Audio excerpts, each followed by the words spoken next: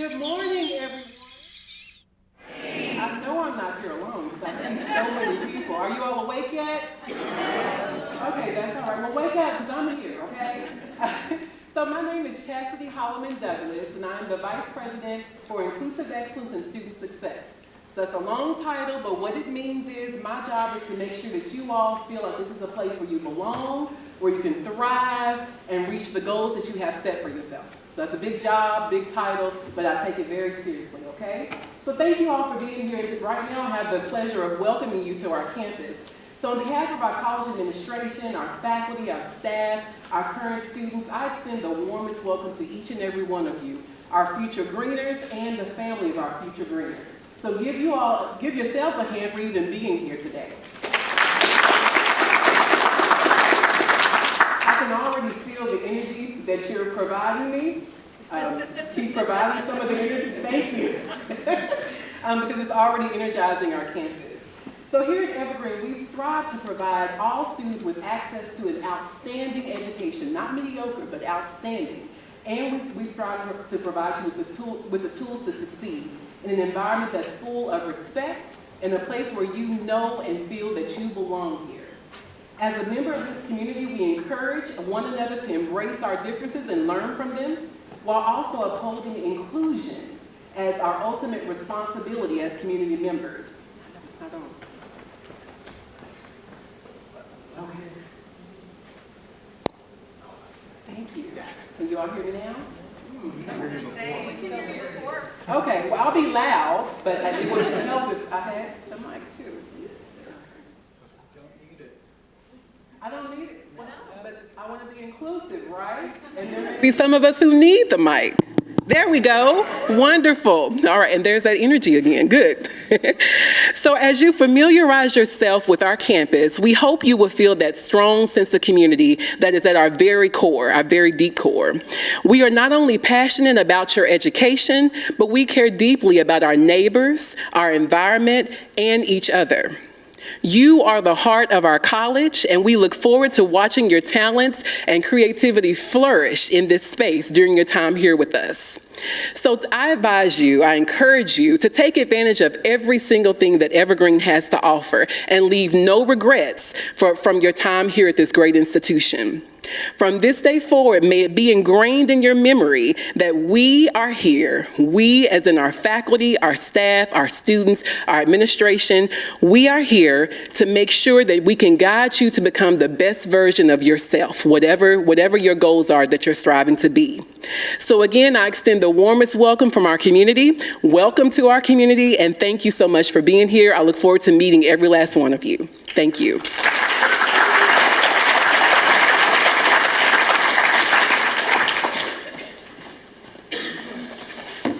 All right, as we transition into the next phases of today, this is how today is going to work.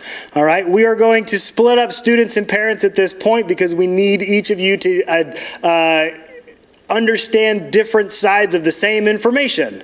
Okay, so from this point on, you will then split out, receive some information, then we will go to lunch. After lunch, we're going to we'll get through to advising, and then to the registration portion of everything, okay?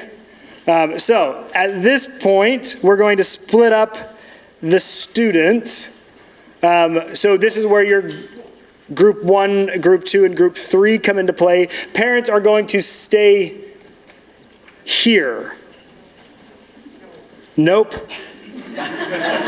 Sorry. Purse Hall 4. We're in Purse Hall 1, so you're going across the hall. Students are going to go over to Seminar 2, which is on the opposite side, just on the other side of campus here. Okay, so we'll have some directors out that way. Okay? You can follow Miguel. He's in the back raising his hand. That's Miguel. He will point you out that way towards Seminar 2 so that you can then move on to that next phase. Okay, so let's have all the students stand up. Parents, family, and friends, wave goodbye, and we will see them later.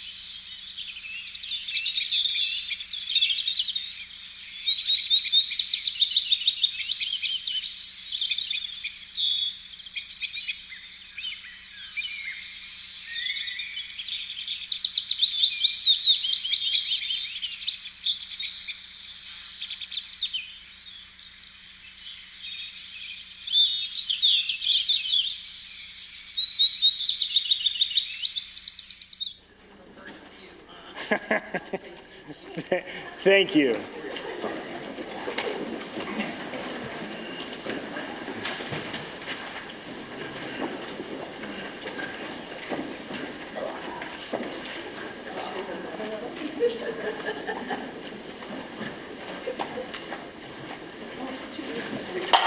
What's that? They left it in the library lobby. Okay, So then this person lost their name tag and they need it for their advising group. great. Thanks. So first order of business, anybody know whose jacket this is? Great. It might be Emily's because we also have her name tag. So What's Emily's last name? Dilworth. Oh, yeah, that's my daughter. That's not her jacket. That's not her jacket. That's okay. I'll get it sent over there. We'll find it. We'll find her. Is there like a group number that I can text her? Group 1. Okay, thank you. Good. Okay, before I open it to answer some questions, I want to talk to you a little bit about my transition into Evergreen and why I think Evergreen is a wonderful place. So I did not go to school here. I'm not a greener, but I sought this place out. Been in higher education for about 10 years, and this has been on my list of places that I've wanted to work for quite some time. And here's the reason why. I went to school for theater, which made my parents really proud. Not at all. Not at all. It was one of those things that very, very little advice did I get from my dad, but he said, don't get a degree in theater specifically. And I was like, oh, okay. And I tried just about everything else and still ended up on stage, was determined to do what I love. And it didn't end up working out. I ended up teaching middle school and high school theater for 3 years right out of college. Expected to be doing that for the rest of my life. We bought a house, we settled in, I started to grow roots, and then my principal called me in February of my 3rd year and said, budget's got cut. We would love to keep you on at 3/4 time with no benefits and half the pay. And I was like, cool, that's not gonna happen. Yeah, so I had to figure out a new living, and had done some work in higher education, specifically on the recruitment side. I had done some storytelling workshops with admissions counselors on how to tell their school story, how to do presentations to engage students, and so I had a slight in. And started my career as an admissions counselor. About 6 months to a year in, I woke up and realized that everything that I had learned going to school, I was using every day. And really convinced, I was really convinced at that point that theater was the most valuable degree that I could have gotten. Despite having all of my friends in dead-end jobs and trying to figure out what they were supposed to do with a theater degree. And so I've since then counseled a lot of parents and eased their concerns about students who are studying theater in college and how it's a very valuable skill set. And so I feel like I had this weird interdisciplinary education where I was trained to be a theater professional in directing and acting and design, stage management, collaboration, and then was thrown into the business side of higher education and rely on all of those skills. And didn't realize I was relying on all of those skills because they were just things that I developed, and I didn't know that they were unique to my background and what I was doing until I got into a group, got into an office where not everybody had those skill sets. And so from that point on, I got really invested in the counseling that I was giving students on what would be the best future for them. How do I take a high school student, or how do I take a transfer student and say, great, what is it that you see yourself doing 10, 15, 20 years from now that is fulfilling, financially viable, that will meet the demands of the market, and then how do you develop an education that will get you to that point? And I really counseled students to experiment outside of their direct field of interest and start pulling things from other areas that they were studying, and pulling that in, and how can you relate things that are seemingly unrelatable to what it is that you're doing, because that will help you get an edge. And then, having been in higher education for so long, I came across Evergreen, which is a school that specializes in that. Right? And that, I was like so intrigued by that in that weird, messy middle ground where two subjects meet, that is where we set a precedence of education. So you will get English, history, science, art, math, you will get all of those things. But when you live at the edge of where those subjects meet, not only is that the most interesting thing, but that's also the most innovative thing. That's also where growth happens, the most growth happens, and that's where you become the most adaptable to what's out in the real world. And that is why Evergreen is an exciting place to work. It's an exciting place to be, and I have no problem convincing a student and a parent to spend their money to go to school here. Because as the world changes, right, we live in a very weird marketplace right now where we're not sure, industries that have been around forever that we thought would always be around are falling out, they're going bankrupt, and the world is changing.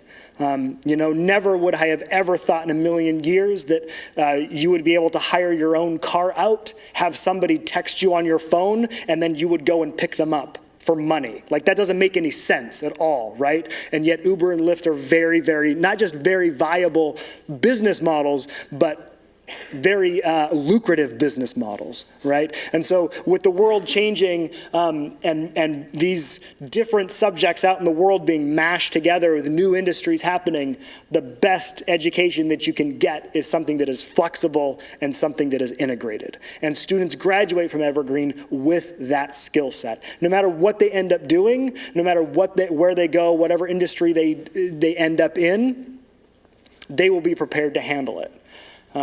A few years ago, I did a presentation for students where I ran some stats and some numbers and found that 77% of all college graduates don't work in the field that they got their degree in, which is mind-blowing to me, that 3/4 of college graduates don't work in their field.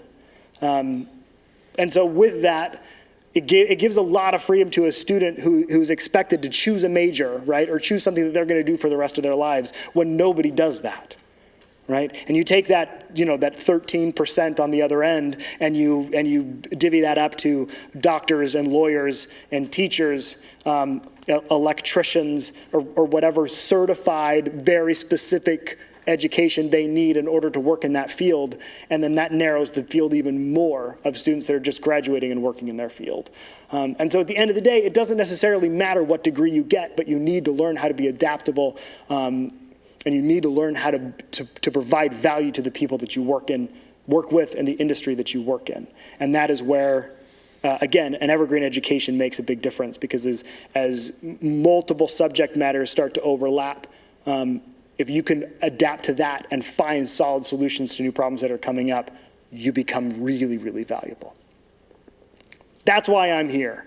Does that spark any questions that I can answer? Yeah. Great. My concern is if my child transfers to another university, how do credits transfer? Sure. And that's a big one that a big question that we get. And here's why, just so I can bring everybody up to speed with what that is. We don't do GPAs. We have narrative evaluations, and so everything is telling a story of what the student is getting. So through a process, we can translate that into a GPA and transfer in. Here's the value of an evaluation versus a GPA. At the end of the day, a GPA means very, very little, right? When you say I got a B+ in OChem, what does that actually mean? What did you study? What did you do well in? What are how are you taking OChem and applying it to the field that you're working in? That doesn't necessarily mean anything. An evaluation, when a professor sits down and says, here's the research that the student did, this is where their strengths are, this is where their weaknesses are, this is this is what they did in the class, what they accomplished in the class, and this is where they're going with that, all of a sudden that becomes much, much more valuable. Okay, so as far as grad schools go, there is no problem transferring in, but that's where we can make that transition for a student that wants to transfer out. Okay? So let me make sure I understand. Yeah. You're saying that if our children were to transfer to another university or something like that, this college has the capacity of taking that information Correct. that they're learning and putting it into some sort of credible, transferable. Correct. Core courses? Yes. Okay. Yeah. That's what he didn't say. Yes. Yes. So the core courses. Correct. Yes. and Yeah. At the end of the day, we are regionally accredited. We're funded by the state. We have to comply to the same regulations that every state institution meets. Right? So we have to meet those demands. Otherwise, we would lose funding. We wouldn't have the connection to the state that we would. So yes, all of those things are possible. Thank you. Yes. Yes. These folks are supposed to be in Purse Hall 4. I know. We were a little bit early, so They're about to get overrun by a gaggle of students. fantastic. Let's move on to Purse 4. Please follow Jaden out this way. This way? Head out this way. Follow Eric. Sorry. We'll go out this way. Thank you.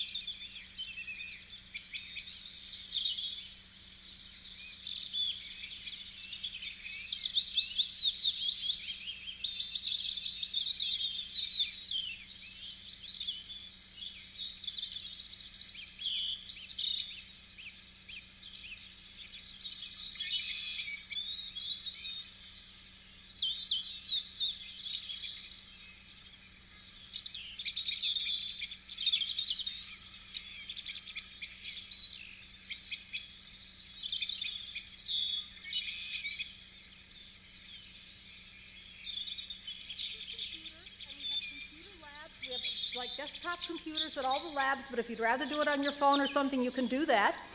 What you're going to want to be is on your my.evergreen.edu. That's always linked here from the front page. You would log in using your username and password. I'll log in as myself right here.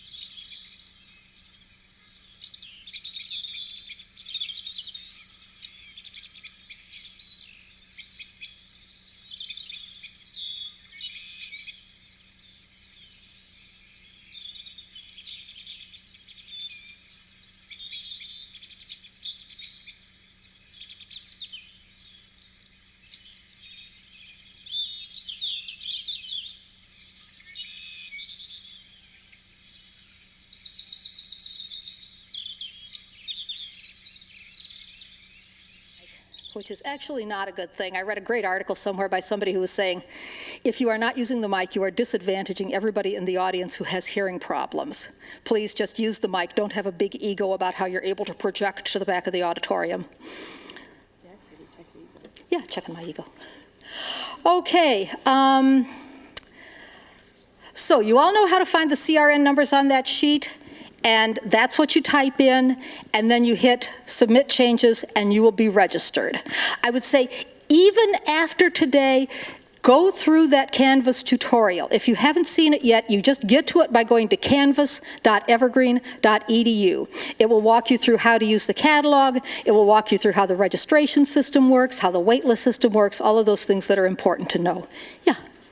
What's the difference between the Greener Foundation programs and the additional lower division programs? Okay, I'll be talking about that during the one we're going to be live streaming presentation, but just as a preview, Greener Foundations is a new initiative we're launching this fall, wherein some programs, specifically for first-year students, have an integrated 2-credit component that's intended to support your success in college. So it'll provide some additional information and resources on things like time management, on things like connecting with the campus community, other kinds of skills and knowledge that are intended to help you be more successful in your first year. It's not a required thing. Some of the programs have it, some don't. I would say, all things considered, pick a program more on the basis of whether it fits your interests best rather than on whether or not it has that component. But if you're sort of anxious about starting out at college and you feel a little kind of stressed and like you could benefit from some additional support, you might want to look specifically or especially at the programs that have that component. Okay?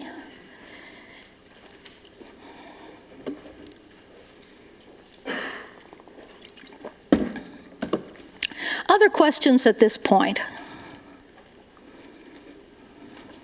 Okay. Again, I don't want to say a bunch of stuff that then I'm going to be repeating in 20 minutes.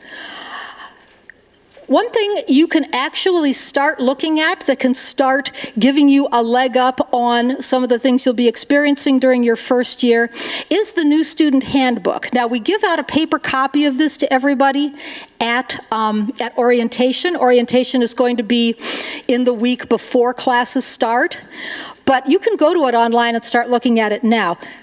Do you want to just go, Evergreen? Do a search on new student handbook in our main page. I'm not sure what the exact URL is. Oh, there it is. Okay. And just click into. Okay, so if you go to, evergreen.edu/handbook, and it is a big PDF. Yeah. Did they give you one? They gave you one? Okay. Great.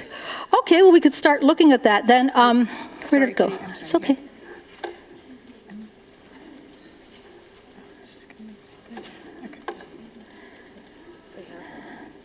Yes. Okay. Let's. This is last year's, and we have last year's too. Does it matter? It doesn't matter. We need to update the date on it over the summer, but the content is going to be basically the same. A couple of things I particularly sort of thought you might find interesting is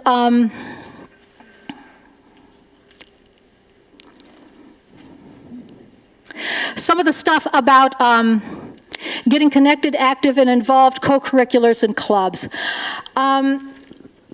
We think an important part of your experience at college, at Evergreen, is not just being successful in the classroom, but connecting more widely with students. One of the things about the being in a single 16-credit program, I mean, it's a strength in that you really get to know the people in that program well. You can make a really strong connection with your fellow students, but you don't have the experience you'd have at other colleges of mixing it up with a lot of different students in different classes. So we always try to encourage students, find ways to have that sort of connecting with a wide variety of people beyond just those in your program. And the student activities groups, clubs, maybe recreational events are a great way to do that. Another thing is student employment and volunteer opportunities. There's a lot of chances to work on campus, but there's also a lot of volunteer opportunities in the larger Olympia community. And we have an office on campus called the CCBLA, which can help connect you with all sorts of community and volunteer opportunities. It's a great way to meet people. It's a great way to do good stuff. But it also gives you skills and experience that we can help you then figure out how you can put onto your resume to help you gain future employment, possibly in those fields or in other fields. And the finding your go-to person, this is a really key thing. In my particular advising role, I often work a lot with students who have started to get into difficulties. And so often, what I'll hear from the student is, I wish I'd come in and talk to somebody earlier before things really started to go sideways. Find someone, it doesn't have to be a faculty member or an advisor, it could be somebody in the student activities office, it could be somebody in a number of other offices, just someone you can connect with, talk with, who can help you connect with other resources perhaps, or who you feel comfortable going to and talking to when you feel, a little lost or a little confused. There are a lot of people at Evergreen who really, we're here to help and support you. We want to make that happen, and bloody thing, wake up. Okay, and just get connected with those folks. Okay, it's almost to 11:15. I'm going to go back to the PowerPoint at this point.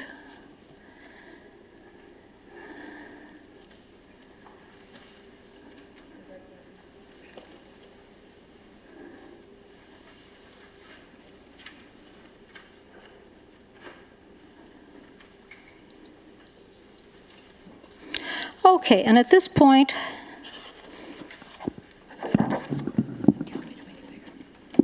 yeah. And then could you guys,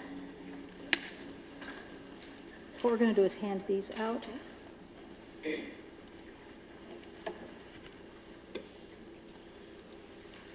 there we go, thanks.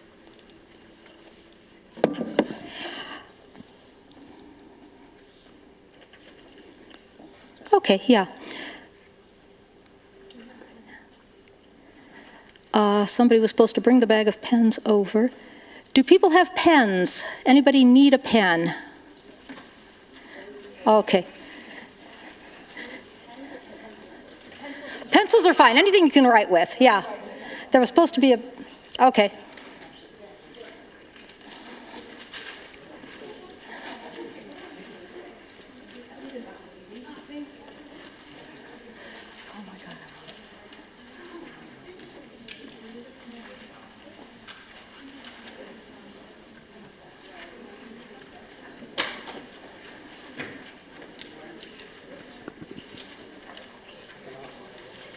Okay, we've got one here.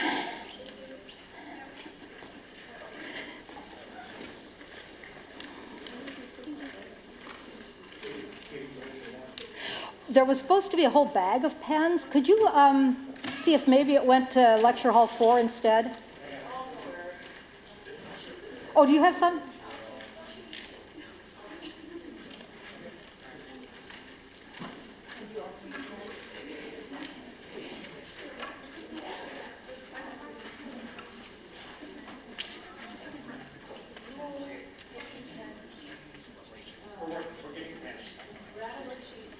Kitty, do we have more worksheets? Yes, we do. Okay.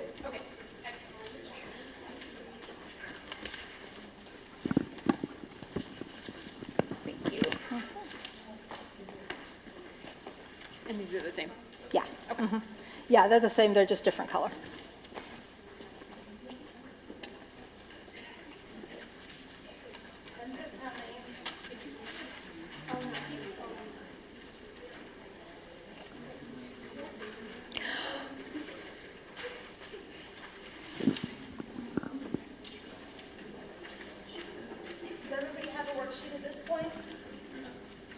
Okay, for the benefit of the live stream people, we are about to get started. So if you all could take a few minutes and write your responses to these questions. Think about them, write some ideas.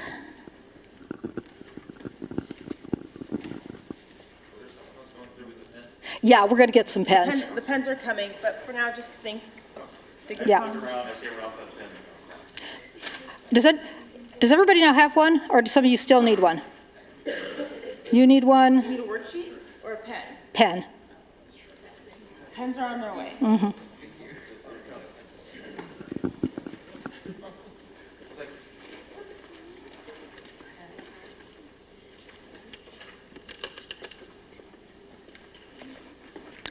We have a pencil here. I just found one in the, thank you.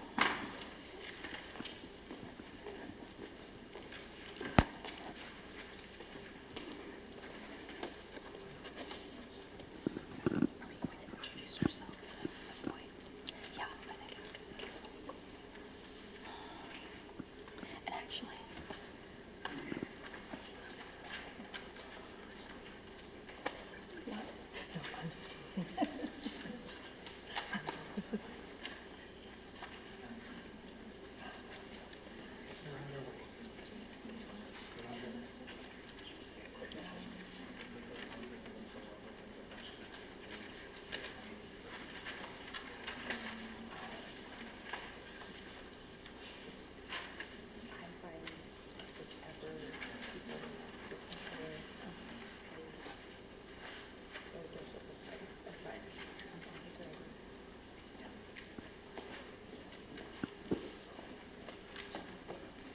Hands are on the way. oh, they are. Wayne's bringing the hands, so Okay. it'll take a couple minutes. All right. Okay, he's coming. Gotcha.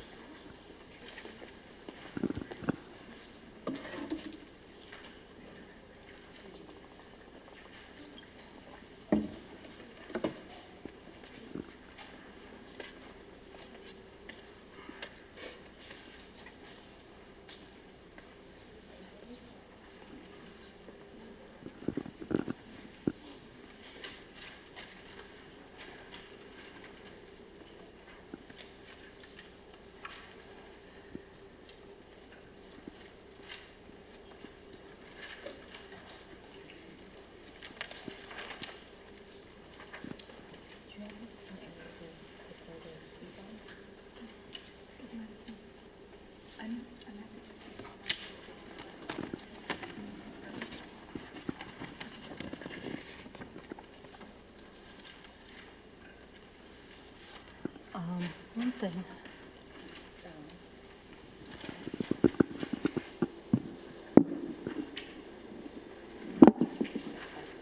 Just had you on it.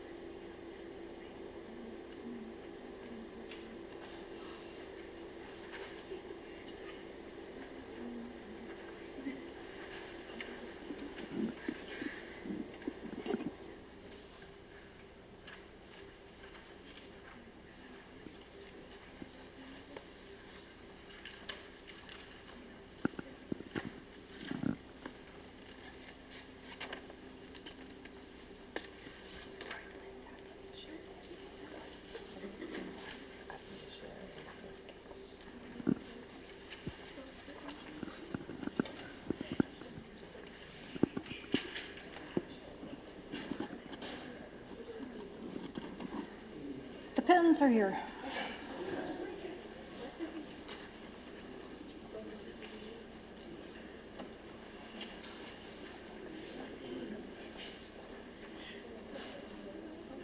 A little tough to get over the first time, just be aware of that. Okay. Hands back. Oh, awesome. Sally's not gonna be friendly.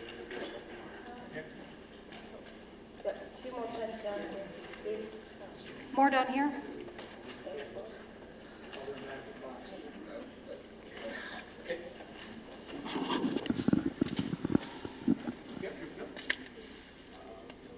Yep, there you go.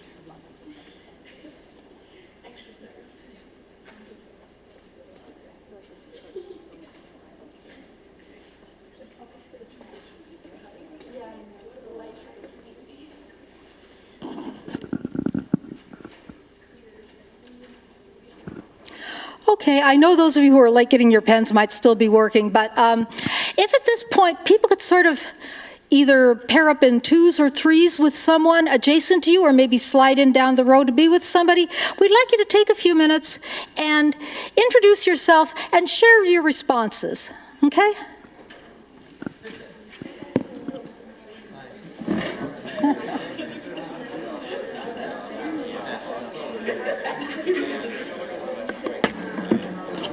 Those of you watching the live stream at home can use the opportunity to get a refreshing beverage.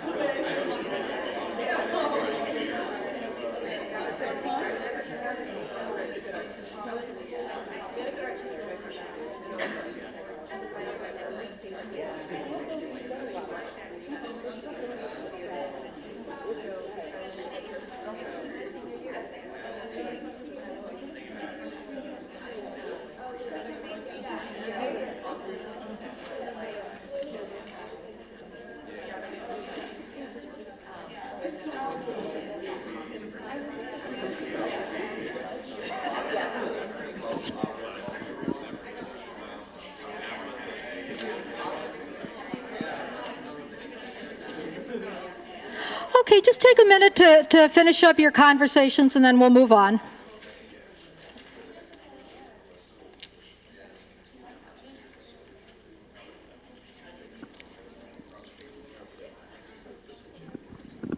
Okay, we're going to get started then with the sort of more presenting at you plus PowerPoint part of the thing. We didn't do introductions, I realized. I'm Kitty Jones. I'm the Director of Academic and Career Advising here at Evergreen, and I will let my colleagues introduce themselves. Hi, my name is Ivana Trotman. I am a career advisor here at Evergreen, but I also do a lot of academic advising as well. I might be some of your academic advisors, so you may have seen my face in your email.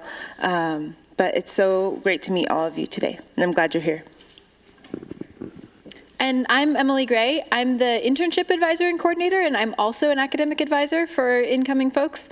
So I look forward to working with you at the beginning of your career and also as you work toward working in your field and considering what work you might want to do out there, supporting you with internships. Okay. As you were discussing in response to those questions that we asked, you all come here with, you don't come here as blank slates. Higher ed sometimes is like, oh, college students come to us and we have to start from the beginning. No, you bring a lot with you in the way of experiences, skills, aptitudes, interests. There's a lot of things you know about yourself. And at the same time, there's a lot of things that you may not have had the opportunity yet to explore academically or experientially. And part of college is about learning those things maybe that you never had a chance to learn previously if you came straight from high school. Maybe it's a subject area, you had one class in high school in that subject and it was terrible because the teacher was terrible and you're like, I'm never going to do that thing again because it sucked. But college is an opportunity perhaps to revisit that and to learn a particular subject that either was unpleasant or opaque to you originally and see how it actually makes sense and has meaning and significance when you learn it in context. An example I often think of is math. I know there are students who, how many here are like, I am so happy if I never have to take another math class? Yeah, okay, large bunch of the room here. I don't know how many of you at home are holding up your hands. That's pretty typical. I've known students who come to Evergreen largely because they don't have to take any math here. And a lot of times it's because they have not had a good experience with math in their past coursework. However, you may end up taking a program here, an integrated interdisciplinary program that includes some math or perhaps some kind of math as part of it. How many of you are interested in social sciences, psychology? Okay, quite a few of you. Public affairs, public administration. In any of those kinds of social science, psychological science fields, you're going to need to know some statistics. And people go, oh my God, statistics. Why do you need to know that? Because there's a ton of research out there that supports the work that social scientists do, that psychologists do, that policymakers or economists do. And one of the key skills you have to have is to be able to tell how to make sense of that data and how to be able to look at reports that other people have done using that data and to tell if the conclusions they're drawing make any sense. When I was in grad school, I took stats. It was by far not my favorite thing. I was in a psychology grad program, but it gave me this great skill of being able to take a report that says psychological research indicates that blah, blah, blah, blah, and look at it and say, no, your study doesn't actually indicate anything of the kind. You're using the wrong data analysis. Your sample size isn't big enough.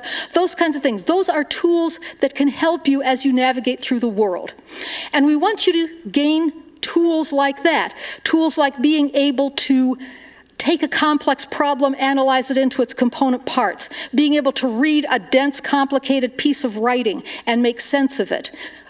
Skills like being able to stand up in front of a group and present some complex ideas in a way that they can make sense of. So these are all things you're going to be learning.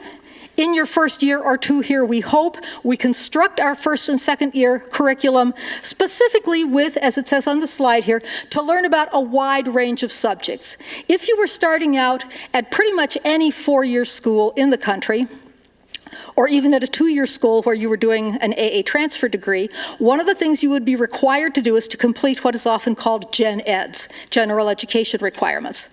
So you would have to take like a course in the arts, a course in science, a course in math, a course in history, whatever.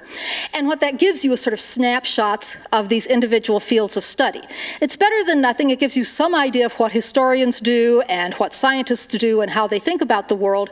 At Evergreen, we want you to gain that same kind of breadth, but instead of having a list of requirements that you check off, we nudge you in the direction of programs, or we present you with a buffet line full of programs that offer those combinations sort of pre-packaged together. So you're gaining those different subject area knowledge sets, but you're doing it in a way that allows you to see how they relate to each other and allows you to see, as the slide says, the many different ways that you can make sense of the world.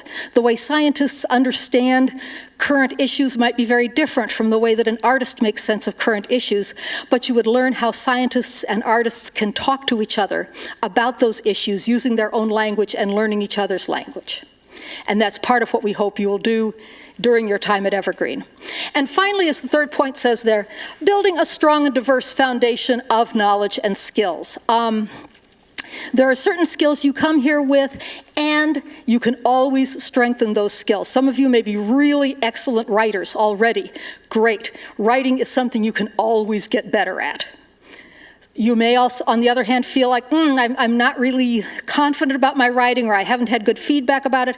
Great, this is a chance to start learning how to become a really strong college-level writer, and how to write in different kinds of subject areas. The way scientists write research findings is very different from the way that a person reading a work of literature would write a critical analysis of a literary text. And we want you to, again, to have a chance to start learning those, to start learning things like how to use different research resources in the library, analyze sources of data for validity, not just, well, I found this web page that says blah, but is this a valid source of information? How do we evaluate that?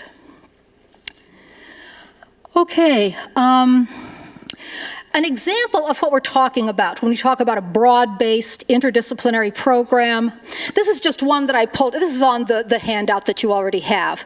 So this is a program that focuses on public health, but it is presented with the understanding that public health relates to a whole bunch of other fields. So you'll be learning some actual, lab science, biology in this program.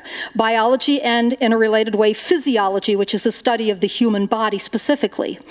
But then you're also learning governmental, community, and political issues that are related to health. And this program has a particular interest in how women's health is and is not well served and supported by existing systems, and why that is.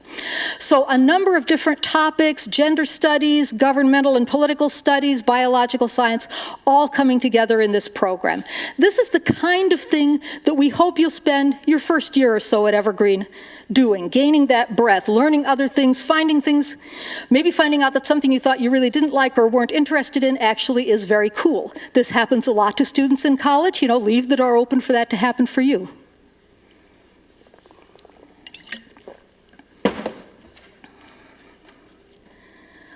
Okay. Now, again, most of you, I think, have some idea. How many of you in the room have some idea of what you want to focus your studies on? I see most hands going up. That's great. And I would say, not just my own experience as an advisor for 15 years, but also a lot of research I've seen indicates that most college students change their major, quote unquote, at least once during their time in college. It is great that you have an idea of what you're interested in right now, and I would say be open to the possibility that that interest might morph during your time here, might change completely, or might become more complex, might take on some new parts that are attached to it, or that grow out of it, or that seem in your mind to be associated with it. Okay, so as you move further into your studies, you're going to dig deeper into your main areas of interest. Typically by taking advanced coursework in that area, taking coursework that allows you to study at a higher level, read more complex texts, write longer, denser research papers, develop a portfolio with more complex works, whatever it might be in your particular field. And finally, another thing that students at Evergreen often will do as they move into their sophomore, junior, senior years is to do internships. Internships being where you are working in an organization, a business, a nonprofit, a governmental agency. You're doing actual hands-on work. You might be getting paid. We hope you're getting paid. But you will be getting college credit for the learning that you're experiencing as part of working there. I think internships are a wonderful thing to try to do at some point during your time here, and Emily Gray, as she said when she introduced herself, is our internship coordinator. She is a great person to work with on finding placements, finding ways to talk about what you're learning at your internship site, develop good language for that you can then put into a resume, because internships give you an entree into the working world in a professional field that you might be interested in. They give you that hands-on experience. They allow you to field test a kind of occupation or work. And sometimes people will be, oh, I'm really interested in working in a nonprofit agency doing some kind of work. And they'll go to do an internship in that agency, and it's like, oh my God, I'm so glad I tried this out, because now I realize this is not anything I really want to do. Knowing that before you've made an actual commitment to it in a job sense is a great thing.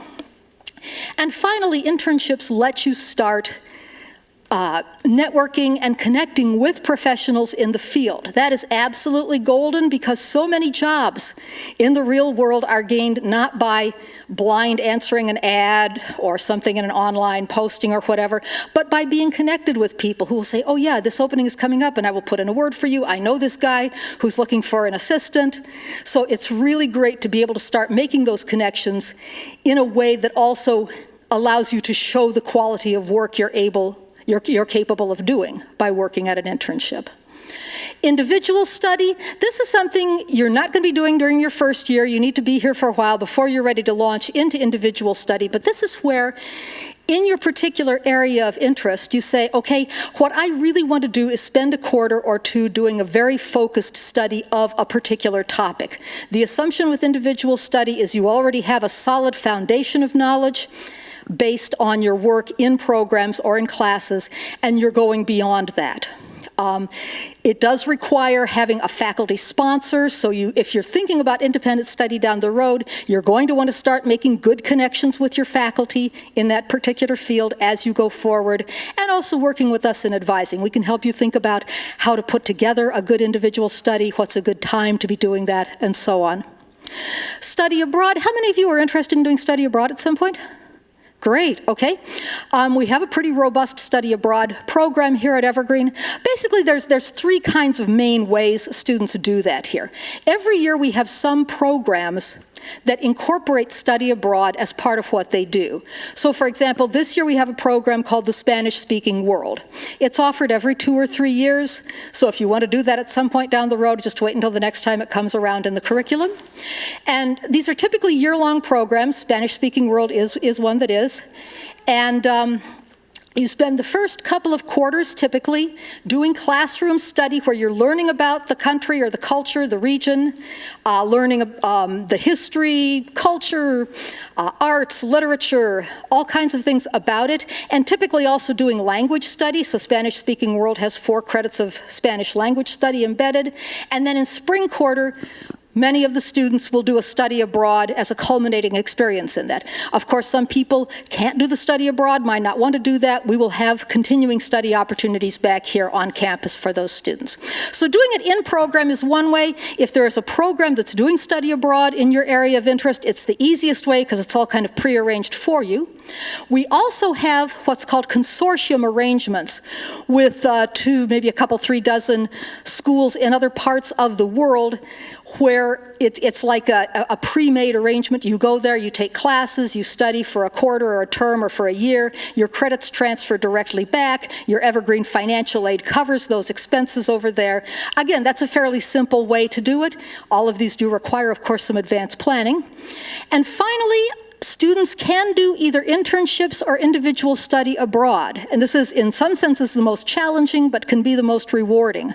So you might say, I want to go to Costa Rica, and I want to study sustainable agriculture at this place. And you make the arrangements with the people in Costa Rica, and you make the arrangements with a faculty member here, and then you go do that. There's a lot of leeway for pursuing your interests, not just here at Evergreen, but around the world. With all of these, again, start planning early, start working with faculty and staff early, but these are all options that are available to you as you move into like your more advanced years here at Evergreen. This slide is just kind of a graphic summarizing what I've been saying, but you can see the progression of starting with breadth, discovery, strengthening your foundations, making connections, moving into focus, identifying what your areas, I say plural areas of interest are, because I was talking to someone earlier today, for example, who came up to me and said, I'm really interested in media and I'm really interested in science, environmental sciences. And I'm like, that is so cool, because we have some programs that put those two things together. There's one this spring that is studying animation and also environmental field studies. And it is absolutely great if you have 2 what might seem very different fields of interest and you want to focus on both of them. I had another student I worked with one time who was a media studies person who was also into computer science and was doing some amazing stuff with computers and with media and computer-generated media. And so you have the option to have multiple quote-unquote majors or multiple focuses.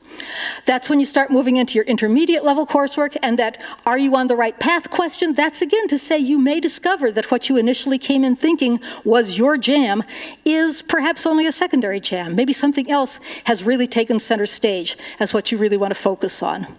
Third year, then depth, integrating related fields. Again, if you're looking at a number of different possible focus areas, this is where you start thinking about the connections and thinking about the experiences, internship, community-based studies, whatever, you can gain that can help you strengthen those connections. Finally, in your senior year, again, continuing advanced study, individual learning internships, then you will also be doing something called the academic statement. I'm not going to get into depth in this now. You'll hear a lot about this at orientation. But basically, this is a piece of writing you will do every year. You do a first draft in your freshman year, and then you update it each year as you go through. But your final academic statement is your account of your academic experience at Evergreen. It could be like, I came in thinking I wanted to do this particular subject. I discovered I was also interested in this other subject. I took these kinds of programs. Here's how I put those together. I developed this individual project. That's when you start really making sense of the whole thing. And one of the things that you are encouraged to do also throughout this entire process is to work with us in advising, to sort of talk to someone about your decisions and your choices, figure out if you're on the right path for you, what all the options are to study the things you're interested in, and then also, I would say critically, and I'm pointing at Ivana, our career counselor here, to start thinking about how all the things that you're learning are going to transfer, are already becoming skills that you will take with you into the work world and that employers value. Okay, for today though, I think just a few key points I want you to keep in mind. Everything you take is going to count towards your degree. At some schools where it's like if you get off track with a major, you may be taking some things and they end up not counting towards your major, so you have to go backwards, get back on that major path, and it can cost you time. Everything you take here counts for credits. All your credits count towards your degree. All you need to do to earn a Bachelor of Arts degree, which is what the great majority of our students earn, is complete 180 quarter credits. You're good to graduate. We want to make sure you're making the best possible use of those 180 credits. That's what we in advising are here for. But everything you take this fall, even if it's not in your main area of interest, is counting towards your degree. Everything you take is going to help you build the skills that employers use for. And actually, I'm going to turn it over to Ivana to say some more about that thing of everything you're doing right now is building those essential skills. Kitty's just over here saying everything I'm planning to say. It's really great. So as Kitty mentioned, everything you take here does count towards your degree, and everything that you take here is helping you build a skill that you will use in the future. A lot of times when I work with students, sometimes and we're picking programs and they'll say, oh, well, there's nothing out there for me. It doesn't meet my exact goal. Or I feel like Evergreen has requirements because it's making me take this thing I love with this thing that I really hate. I'm going to ask you all to approach choosing programs with an open mind, because anything that you take here will apply towards your future skill sets that you're developing. And I really think that when it comes to choosing programs and your area of emphasis, so say somebody's interested in psychology, but there's a program about climate justice that might have a little bit to do with psychology, but not really. I think that there are always ways in a program where you have an assignment, they say, write a research paper about X, Y, or Z. That is the place where you can insert your interest into that program. And that's how you make some of those programs more meaningful for you, instead of just automatically saying, oh, well, this does not count for me. This is not interesting. I really want you to approach with more of an open mind, because in the end, employers, they are hiring based on some experience, and as Kitty was talking about, you have all these different opportunities as you go through your education for individual learning, but I also want to share that employers are looking for the skills that you're developing. They want you to be a good oral communicator. They want you to be a good oral and verbal communication are the exact same thing. They want you to be a good written communicator. They want you to have problem-solving skills. They want you to be able to work well in teams. They want you to be able to think critically, and you're developing all those things in your programs at Evergreen. So everything is applicable, and that's number one. For you. And then as you go about developing some experiences outside of Evergreen, those are things that you have to learn how to sell for yourself. And that's a lot of what I help students do. And I help them do that through writing cover letters or writing resumes or helping them prepare for an interview. And I'll make specific questions and I'll go through them with them. And a lot of times, that helps students build that confidence to really sell themselves, or even just learning a little bit of new language to help them really own their skill sets. Because sometimes I work with Evergreen students who are a little bit more timid, or they don't know how to articulate the things that they've studied or the things that they've gained from their education. And once you just have a little bit more support and develop that language, you're going to be able to convince anybody that you can do the work that they're asking for. Yeah. Thank you, Ivana. Okay, there's a few sort of pointers about getting registered for programs at Evergreen, and I was just noticing that the closed captioning there is covering one of my points on the slide, which is fine. I'll read to you what it is. Just a few things I want you to keep in mind. So first of all, programs at Evergreen tend to be offered for different class levels. I've bullet pointed 3 here, and the ones that are on your handout are in one of these 3 categories. First, you'll see some that are freshmen only. Madness and Creativity is an example. It's only open to first-year students, students who have fewer than 45 completed credits. We also have some that are called Lower Division. That basically are programs, those are programs that are open to first and second-year students, so anybody with fewer than 90 credits, freshmen and sophomores. Any of those, I think, would be a great place for you to start. Yeah? You come with 45 credits, but you're also new to the school. Are you allowed to take freshman-only classes? Excellent question. Yeah, the question was if you're transferring in credits or you have running start, so you're coming in with some college credits, are you still allowed to take these freshman-only courses? The answer is yes. We have some students on campus today, or perhaps watching on the live stream, who might have as many as 90 credits in running start, who might technically be juniors in that sense, but they haven't been college students in the same way as you are coming here as a full-time college student. And we want you to have the opportunity to take those freshman programs that will give that strong foundation and that strong breadth. Now, if you are somebody who has enough credits, who has more than 45 credits, so that technically you could take sophomore or even junior level courses, you still are welcome to register for one of the freshman only or lower division programs today, or one of the all level. There may be something you have your eye on in the catalog that is, say, sophomore to senior, because we have plenty of programs that aren't open to first year students but are open to sophomores, juniors, seniors. And if you have 45 or more credits and want to take one of those, you can still register for something today if you'd like, and then when the sophomores register, which will be later on in May, drop what you're registered in here and add that sophomore through senior. If you want to register for something now and think about that other option, you can do that today, register for a freshman one today, and talk to one of the advisors about whether transferring into that or drop adding into that sophomore through senior one would be a good idea. Okay, there's some advantages and disadvantages, I think, to if you're interested in one of the all-level programs, we have them listed on that handout. We don't have all the information with them because, like I say, we don't really encourage students to start out in an all-level program. It can be a bit of a struggle being side by side with, say, seniors who are operating at a much more advanced level. You might feel a little intimidated or overwhelmed.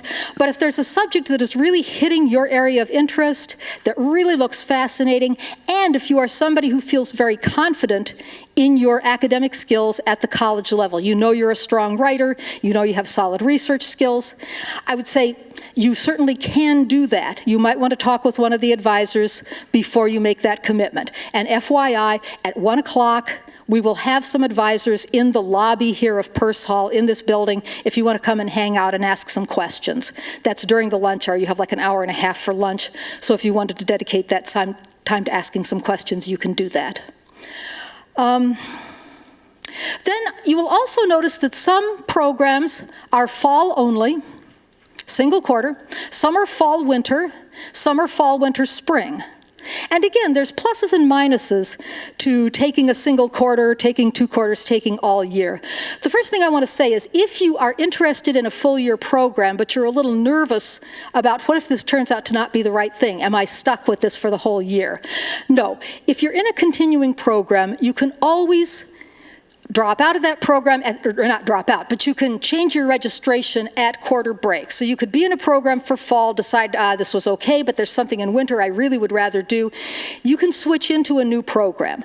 There are downsides to doing that. There aren't as many new openings in winter as there are in fall. You might want to jump into a continuing program, and that would probably involve some catching up. But I think the key thing with leaving a continuing program is it's sort of like walking out of a movie in the middle. The really cool stuff may be coming in the second half.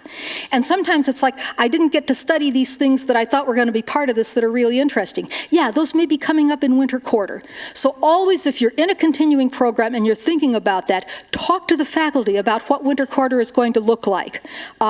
Is that going to be when you really get to do the cool stuff that you've sort of been waiting for? You want to get the payoff for all the buildup that you've been part of. Year-long programs especially are, I think, an amazing opportunity to have a truly unusual, distinctive, immersive learning experience with a single learning community, single faculty team, and group of fellow students for a full year. It enables you to really get into depth in some subjects and to see not only sort of the basic principles and the theory, but then also to see how they play out in different applications. Year-long or 2-quarter programs often give you the opportunity in winter or spring to start doing independent projects within the program, even if you're still a freshman, that will let you start experiencing some of that independent learning kind of experience. Finally, some of the programs on your handout are designated as Greener Foundations. And what is this? This is a new initiative that we're launching. The fall 2019 is going to be the first year of this. It's basically a first-year experience program. And what we're doing is for those programs that are designated as part of Greener Foundations, they're 16-credit programs just like the others, but there's a 2-credit module sort of embedded within those programs that will involve staff members from Evergreen coming in to help you learn a bunch of things specifically related to success at college. So it's not just academic skills, but it's also things like making good use of campus resources, study skills and time management might be part of it. Basically the suite of what are sometimes called soft skills that are just as important for your success as the academic stuff you're learning in the rest of the program. I would say if you're somebody who is sort of apprehensive about transitioning to college, or if you already know that you've got some issues with things like time management or, getting out of your shell and meeting people, you might want to look for some of the programs that are part of that Greener Foundations. On the other hand, the ones that are not part of that are still excellent programs. You can still, of course, access all the campus resources whenever you want and need to. Okay.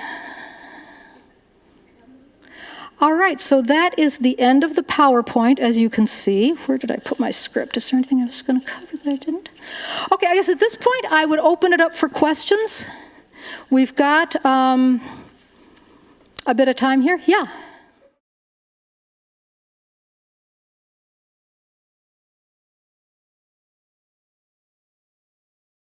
Right.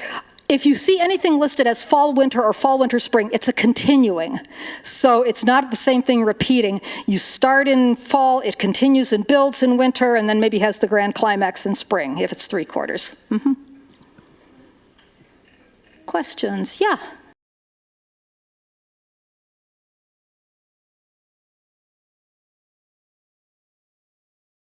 Good question. So if you're in a continuing program and you leave after 1 quarter, you will get all the credits you've earned in that quarter. Yeah, we don't penalize you for choosing to move to another program. Yeah.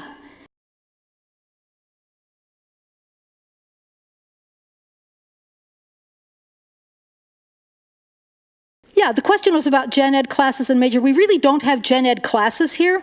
The programs that we're offering cover the same kind of breadth of subject areas that you would get by taking gen ed classes somewhere else.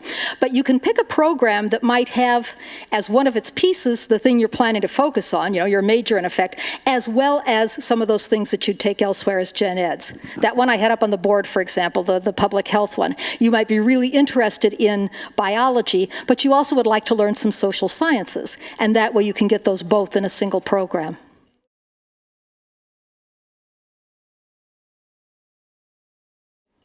Yeah, absolutely. The freshman year is when you're going to get sort of your more basic knowledge, basic skill, foundational skill, and then as you move into your sophomore, junior, senior year, you're going to be getting much more advanced, in-depth kinds of work. Yeah. Yes.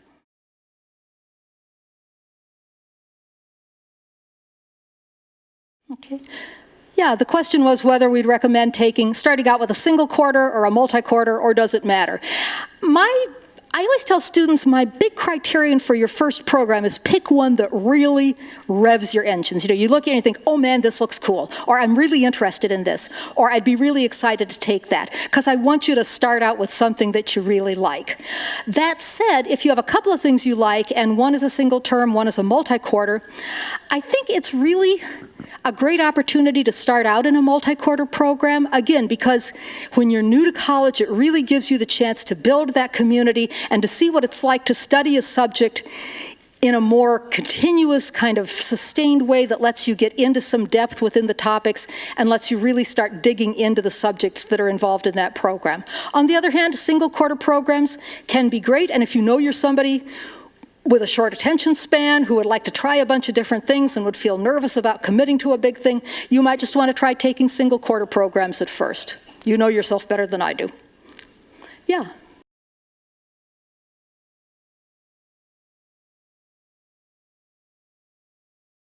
I don't have them in my head, but if you go into the question was about which specific schools are connected with study abroad, which consortium schools we have. If you go to the catalog online and look for study abroad, there's a link there and it'll take you to a list of all the consortiums. We have consortia schools in Japan and in China and in Denmark, and I forget where they all are. Yeah, but you can look them up there. I kind of memorized all of them. I don't know the names exactly, but there's 2 in Japan, Hang on just a second. There's 2 in Japan, 1 in China, 1 in Denmark, and 1 in South Korea. The most recent one is in Denmark.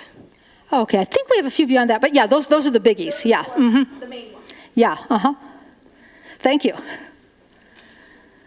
Other questions? Yes.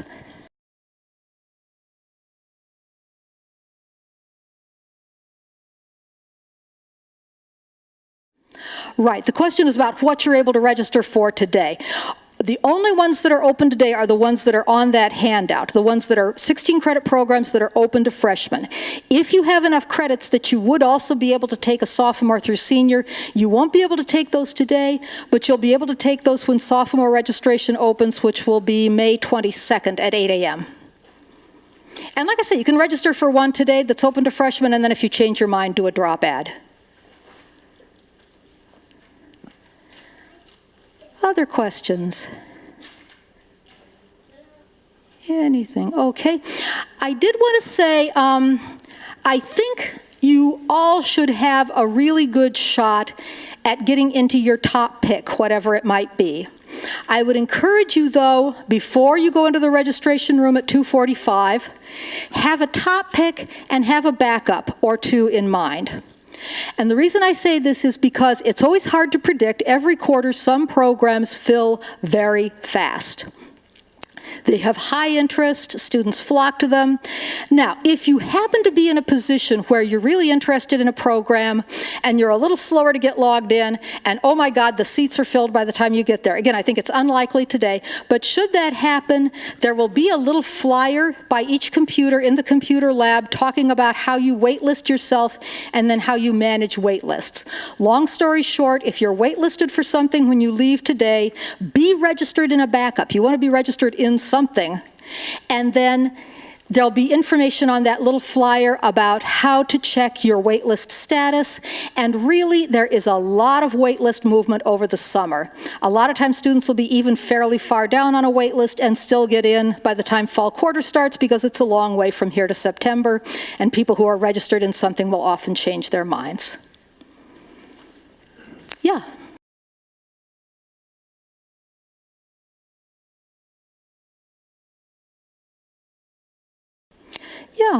Yeah, the question was about quote-unquote double majoring. And again, we don't really have majors here, but as I said, a lot of times students will have two strong interests, and they might be very similar, they might be very different.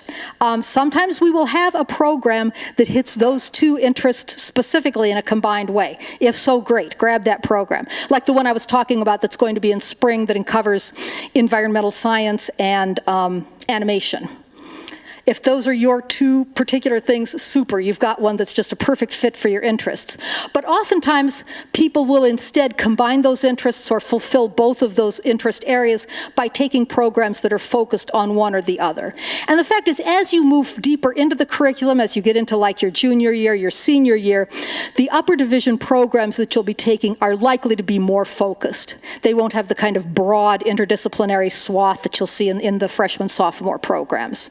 So that's when you'll tend to get that more kind of single focus study.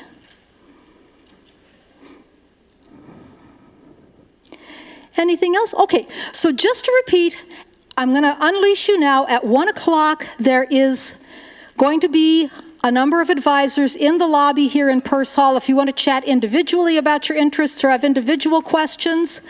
Registration opens at 2:45. Be on a computer. There will be people in the computer lab here on campus to help you if you have any questions or problems. Take care, good luck, have a wonderful rest of the day. Thank you. Mm-hmm.